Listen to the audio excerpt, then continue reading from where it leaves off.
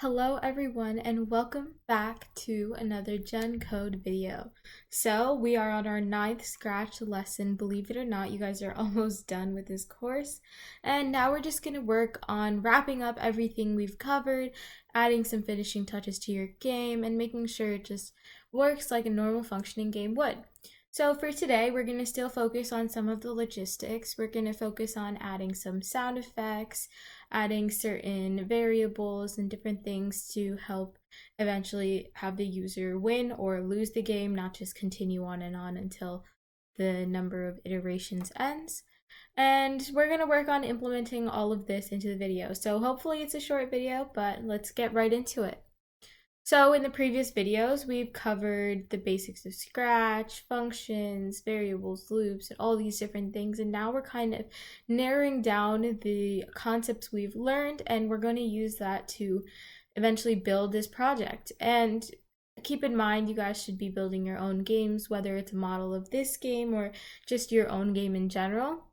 In the future, you'll have a place where you can submit all of the cool games you've created, and we can possibly win awards for whatever you've made. So, moving on, we're going to start today off by doing something pretty basic. We're just going to add a simple sound effect to our game. So right now, if we play, nothing really happens. There's no noise. It's completely visual at this point, and now we want to add an audio aspect. So I'm going to stop this right here, and we're going to go to sounds. Now, currently there's already a meow sound, which is a default, but I don't really want to use this sound because it sounds like this. And that doesn't really help us or work in what we're trying to do here. So I'm going to just choose a nice background sound for us to use. So I want a loop, and I'm going to go down. I actually have one picked out already. So I'm going to click this one, and if I play it,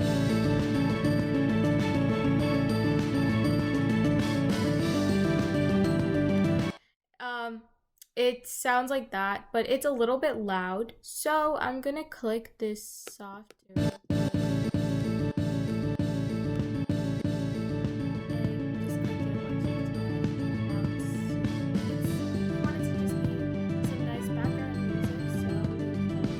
And now we're gonna just get further into it.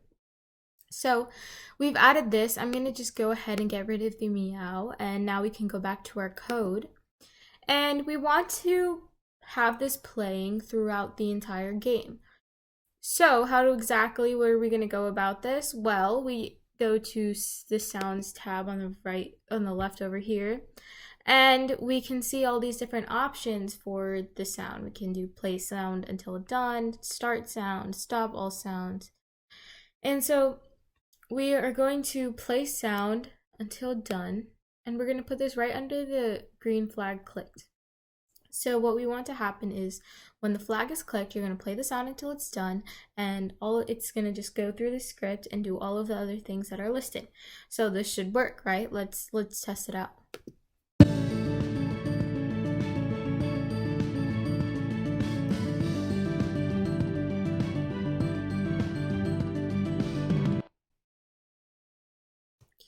So something weird's happened, if you can't tell. Basically, it played it until it said good morning, and then it stopped. And why is this? Let me just stop the game here. It's because the sound will only play until this script is finished. Now, how do we have it put it in a way that it applies for everything until the entire game is finished?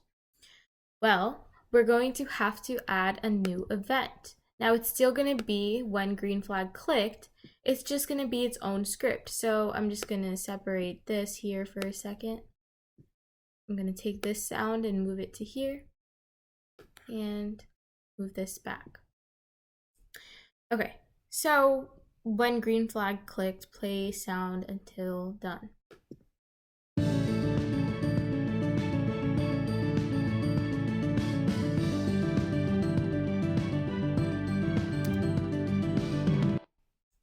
Now here's a new problem, and the new problem is that the sound itself doesn't really loop around again and again, and we want it to. So what are we going to do? We're going to add a loop. And which loop? So let's go to our controls tab right here, Now we want to use this repeat until, and we're just going to put this around that. Now repeat until what condition? We're actually going to cover something later on in this lesson that is going to help us answer this question. So for the time being, we're just going to say repeat until score equals, and then just put a random high number so that it at least, we know that it plays for a certain amount of time at least. So we'll say until score equals, why not 50? It won't get there because we have other limitations in place, but we know that this should play until everything ends. And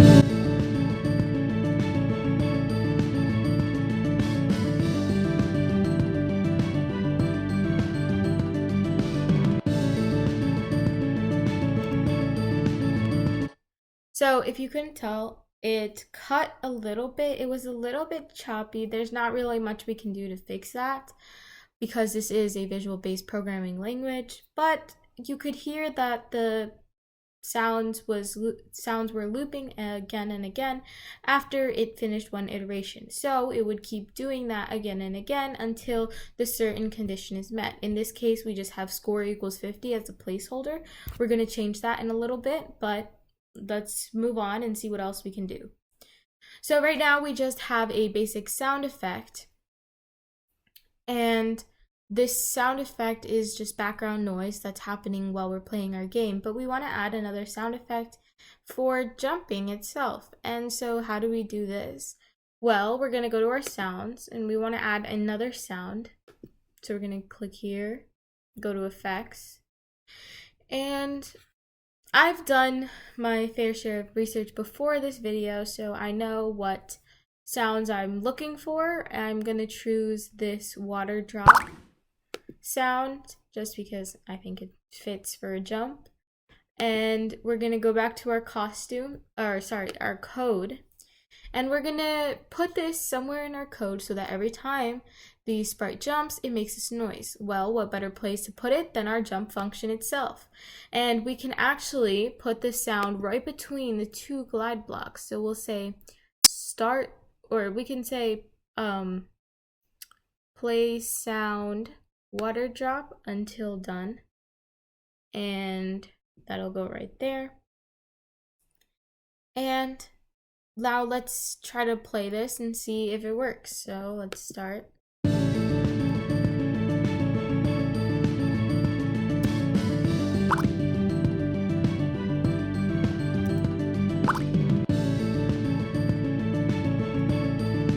So if you look right now, here's where you're gonna find out what the real difference between start sound and play sound is. And basically, when you see the sprite jump, every time it jumps, there's a little bit of a pause at the top, and that's because we're playing the sound water drop until it's done. And the problem with this is it's going to finish and try to finish the whole sound before it moves on to the next step in the script. The problem with this is we don't want it to have that sort of pause when it jumps because we already are playing around with the jump speed and different things like that. So it makes more sense just to have the sound as an external component, not really having an effect on the jump time. So we're going to get rid of this, and we're actually going to replace it with start sound water drop. And now this means that it'll start the sound, but it'll stop it once the next step comes along. So let's play this and see how it works.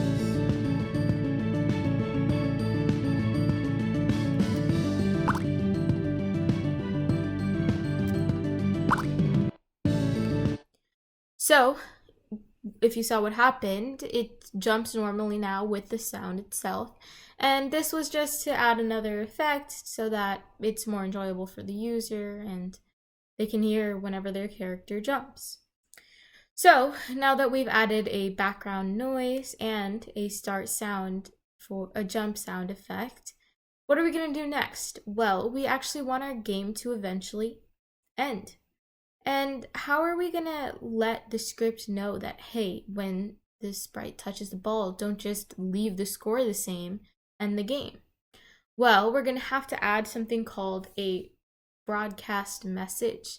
And what this does is it sends a signal out to the other scripts. And when one of the scripts receives the signal, it can decide what they want to do based off of the signal. So this may be a little bit confusing, but let's try to work with it and put it in our Scratch environment to see how it would actually work in hopes of you understanding it a little bit more. So we'll go to events. Now we want to broadcast a message.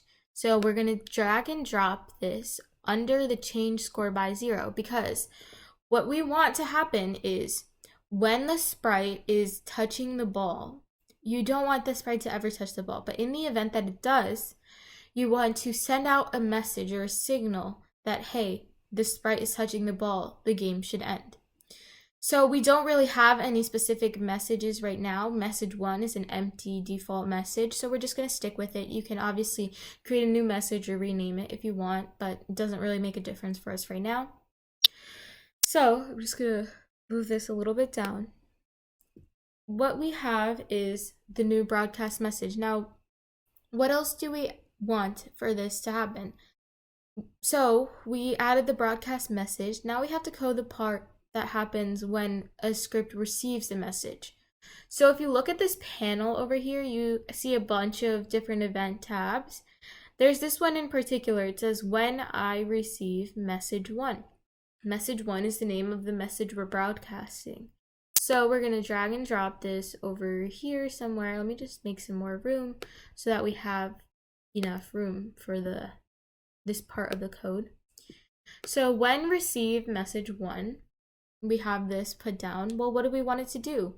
Now we're actually going to create a new variable for this. Now you may be wondering, what does a new variable have to do with this? We're not working with numbers. We're trying to see whether we end the game or not. Now, in more complex programming languages, you would use a Boolean variable, which has only 2 values, true or false. And you could say when end game is true or when end game is false, do this, do that. But in Scratch, we're only allowed to give number values to our variables. So how are we going to associate this? Well, generally in code, when you want to associate something with true and associate true with a numerical value, you generally use 0 to represent true, and you would use 1 as a numerical value to represent false. So when a variable equals 0, that means the variable is true, and when the variable equals 1, it means it's false. This is a little bit of a complex concept to grasp, but let's again try implementing this in our code to see if it helps. So let's go to the variables tab on the left-hand side, and we're going to create a new variable. We're going to call this variable endGame. Now click OK. And we're going to uncheck this because if you recall in our last video, we talked a little bit about this, is when these boxes are checked, it generally just means that they appear over here visible to the user. Now, we don't really need this variable to be visible to the user just because the user is aware of when the game is going and when it's not. So we don't need that to happen. And as with any variable, the most important step is to initialize it and set it equal to a certain value when you start. So when endgame starts, you don't want it to be true. You want it to be false because is the game ended? No, it's not ended. So we're going to set this value equal to 1, as you remember, because 1 represents false, so you set endgame to false at the beginning of the game because the game has not ended. Now, if change score by touching ball, then you want to change the score by 0. In other words, you do not add any points. And this is where we're going to change the false, we're going to change the variable. So we're going to change endgame. And we don't want to change it by 1. We want to change it by -1. So if touching ball, then change score by 0. Don't change the score. Don't add a point. Change endgame by -1. So if you change endgame, which starts off as 1, by -1, it means endgame is 0. And when endgame is 0, in other words, true, you want the game to end. So message 1 is our way of broadcasting that, hey, the sprite is touching the ball, we need the game to end. So when it receives this message, what do we want it to do? Well, we want it to stop all scripts. So we can go to the control panel and just put the stop all. It's going to stop all of the scripts that are going on, and the game is going to come to a complete end.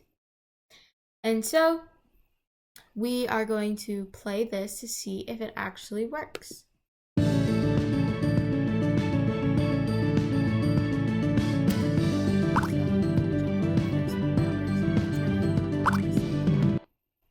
And so look, if you could tell what just happened is the sprite touched the ball and the game ended.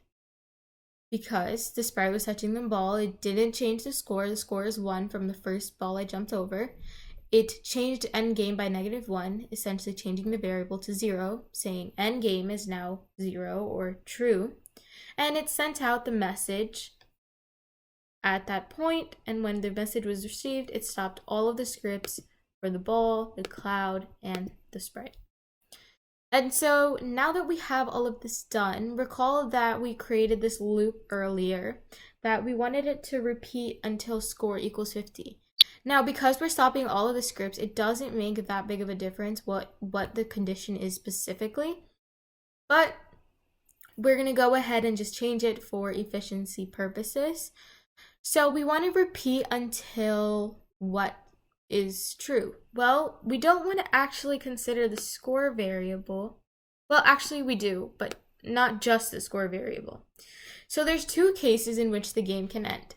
The user hits the ball and loses before they reach the max score, or they reach the max score and win. So with those 2 cases, we want to account for both of them. So we want to get an OR statement. So go to operators, and if you see these diamond trapezoid type blocks, we are going to take the OR, and we want to repeat until, so this one is score equals not 50, because it's going to be impossible for the user to get to 50. We'll change this to 20. And the first condition of this OR statement is going to be taking into account the endgame variable. So if endgame is true, we want the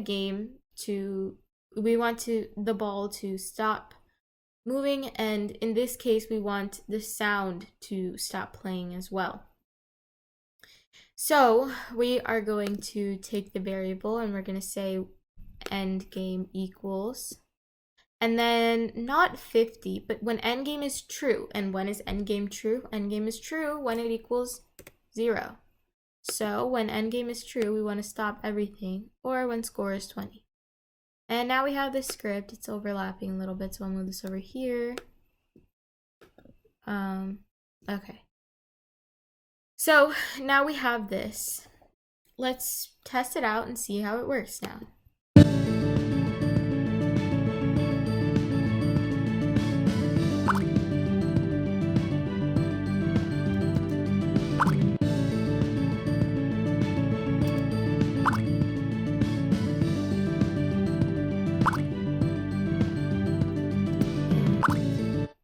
It stops. So everything kind of works the same as it did last time, except now we have our code is a little bit cleaner than it was before, and we can just continue on with everything that we've been doing. So I intended for this to be a little bit shorter than the video turned out, but that's all right. I hope you guys learned a lot from our lesson today. As always, continue building your Scratch games. I can't wait to see all of the cool projects you guys have been working on and creating. And you guys can always reach out to me through the gencode.us email if you have any questions, whether it's about the organization itself or your specific game or project that you're working on. Please don't hesitate to reach out if you have any comments, questions, or concerns. And I hope you guys enjoyed the video today. I'll see you guys in our next video next week. Have a great day.